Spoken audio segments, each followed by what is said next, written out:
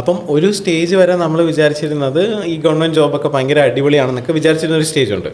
പിന്നെ കുറച്ച് ലൈഫ് പോയപ്പോൾ എനിക്ക് തോന്നി ആക്ച്വലി നമുക്കിപ്പോൾ അങ്ങനെ ഒരു ഗവൺമെൻറ് ജോബ് സെക്യൂർ അങ്ങനെയൊക്കെ നമുക്ക് കിട്ടിയാൽ നമ്മുടെ ലൈഫ് ഭയങ്കരമായിട്ടുള്ളൊരു അർത്ഥമില്ലാത്ത വേസ്റ്റായി പോകും. എന്ന് വെച്ചാൽ ഇപ്പോൾ എൻ്റെ പേരൻസിൻ്റെ ലൈഫിൽ തന്നെ ഞാൻ എടുത്ത് കണ്ടിട്ടുള്ളപ്പം അവരിങ്ങനെ കറക്റ്റ് ഇത്ര വർഷം രാവിലെ മുതൽ വൈകുന്നേരം വരെ ജോലിക്ക് പോകുന്നു. ഒരു സാറ്റർഡേ സൺഡേ അവർക്ക് ലീവ് ആണ്, ഒന്നും നടക്കില്ല.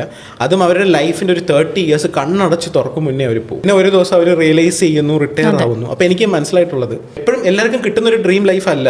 പക്ഷേ ഞാനിപ്പോൾ എന്നോട് ആരെങ്കിലുമൊക്കെ ഉപദേശം ചോദിച്ചാൽ ഇപ്പം ഞാൻ പറഞ്ഞു കൊടുക്കുന്നത് ഫസ്റ്റ് തിങ് ലൈഫിൽ നിങ്ങൾ പറ്റുമെങ്കിൽ എവിടെയെങ്കിലും ഇൻവെസ്റ്റ് ചെയ്യുക. അത് നിങ്ങളുടെ ഭാഗ്യം പോലെ ഇരിക്കും. വല്ല ബിറ്റ് കോയിനൊക്കെ പോലത്തെ സാധനങ്ങൾ ഇപ്പോൾ വല്ല 100 രൂപയ്ക്കോ 1000 രൂപയ്ക്കോ വാങ്ങിച്ചിട്ട് നിങ്ങൾക്ക് ഒരു 19-20 വയസ്സാവുമ്പോൾ അത് കയറി കോടികളായ അതാണ് ലൈഫ്. പോസിബിലിറ്റി ഭയങ്കര പാടാണ്. അല്ലെങ്കിൽ നിങ്ങൾ SIPs അങ്ങനെ എന്തെങ്കിലുമൊക്കെ ഇൻവെസ്റ്റ് ചെയ്ത് സ്റ്റോക്ക് മാർക്കറ്റിൽ SIPs ഒക്കെ ചെയ്ത് നിങ്ങളൊരു 10 വർഷത്തെ ഇൻവെസ്റ്റ്മെന്റിൽ നിങ്ങൾക്ക് റിട്ടയർ ചെയ്യാൻ പറ്റുന്ന രീതിയിൽ. കാരണം നമ്മുടെ ഒരു ബെസ്റ്റ് ലൈഫ് ബിഫോർ 40 അല്ലെങ്കിൽ 45 കൂട്ടിക്കോ. ആ സമയത്ത് നമുക്ക് ടൈമാണ് ഏറ്റവും വലുത്. ഇപ്പോൾ ഗൗരിയുടെ ഇത്ര രൂപയുണ്ട്, ഇപ്പോൾ ഗൗരിക്ക് ഒരു 10 ലക്ഷം രൂപ സാലറിയുള്ള ശമ്പളമുള്ള ജോലിയുണ്ട്, പക്ഷെ ലീവില്ല. അതിനെക്കാട്ടിയും നമുക്ക് 1 ലക്ഷം രൂപ നമ്മൾ ഉണ്ടാക്കുന്നു, നമുക്ക് ഫുൾ ടൈമുണ്ട്. ഇപ്പോൾ 15 ദിവസം വർക്കുണ്ട്, ബാക്കി 15 ദിവസം ഗൗരിക്ക് കറങ്ങാൻ പോവാം, ഫ്രണ്ട്സിനോട് അടിച്ചു വിളിക്കാം. ഈ കിട്ടുന്ന അതാണ് ലൈഫെന്ന് എനിക്ക് ഡെഫിനറ്റ്ലി ആണ്. ഞാൻ ഈ 32 years വരെയും അങ്ങനെയാണ്.